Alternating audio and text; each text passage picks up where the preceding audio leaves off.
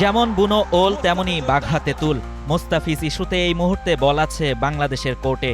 কোনো যৌক্তিক কারণ ছাড়াই কলকাতা নাইট রাইডার্স দল থেকে বাদ দেয়া হয় বাংলাদেশি তারকা পেসার মোস্তাফিজুর রহমানকে। এমনকি ভারতীয় ক্রিকেট বোর্ড বিসিসিআইয়ের নির্দেশে নেয়া এই সিদ্ধান্তের কোনো যৌক্তিক কারণও জানা যায়নি। এই ঘটনার পরই দেশ ছাড়িয়ে বিদেশ সব জায়গায় তুলোধুনো হচ্ছে ভারত। ভারত বাংলাদেশের পক্ষ থেকে প্রথম ধাক্কাটি খায় গতকাল রবিবার।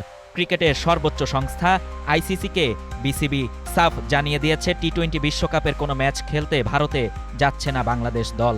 একদিন না পেরোতেই আরও এক হোঁচট খেল ভারত। এবার বাংলাদেশে আইপিএলে সকল খেলা এবং অনুষ্ঠান প্রচার বন্ধের নির্দেশ দিয়েছে সরকার। সোমবার তথ্য ও সম্প্রচার মন্ত্রণালয় থেকে এ সংক্রান্ত একটি আদেশ জারি করা হয়েছে। মন্ত্রণালয়ের জারি করা ওই চিঠিতে উল্লেখ করা হয়েছে, আগামী ২৬ মার্চ ২০২৬ থেকে অনুষ্ঠিত হতে যাওয়া আইপিএলে কলকাতা নাইট রাইডার্স দল থেকে মোস্তাফিজুর রহমানকে বাদ দেওয়ার বিষয়টি সরকারের দৃষ্টিগোচর হয়েছে। ভারতীয় ক্রিকেট বোর্ডের নির্দেশে নেওয়া এই সিদ্ধান্তের কোনো যৌক্তিক কারণ জানা যায়নি। চিঠিতে আরও বলা হয়, ভারতীয় ক্রিকেট বোর্ডের এমন সিদ্ধান্ত বাংলাদেশের জনগণকে ব্যথিত, মর্মাহত ও ক্ষুব্ধ করেছে। এই প্রেক্ষাপটে পরবর্তী নির্দেশ না দেওয়া পর্যন্ত বাংলাদেশে আইপিএলে সকল খেলা এবং আনুষঙ্গিক অনুষ্ঠান সম্প্রচার বন্ধ রাখার জন্য অনুরোধ জানানো হয়েছে। এবার দেখা যাক কোন পথে হাঁটে ভারতীয় ক্রিকেট বোর্ড।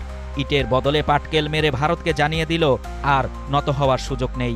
বাংলাদেশ এখন তোয়াক্কা করে না কাউকে। ক্রিকেটকে কেন্দ্র করে রাজনৈতিক উত্তেজনা তুঙ্গে ওঠার ঘটনা বারবারই ঘটিয়েছে ভারত। আইপিএলে পাকিস্তানি ক্রিকেটার সম্পূর্ণভাবে নিষিদ্ধ। রাজনৈতিক হস্তক্ষেপের কারণেই অনেক বছর ধরে ভারত ও পাকিস্তানের ক্রিকেটাররাই প্রতিদ্বন্দ্বী দেশে সফর করার সুযোগ পান না। তথ্য ও সম্প্রচার মন্ত্রণালয়ের এমন সিদ্ধান্ত নিঃসন্দেহে বাংলাদেশের জন্য করা হুঁশিয়ারি বলে মন্তব্য করেছেন দেশের ক্রিকেট প্রেমীরা।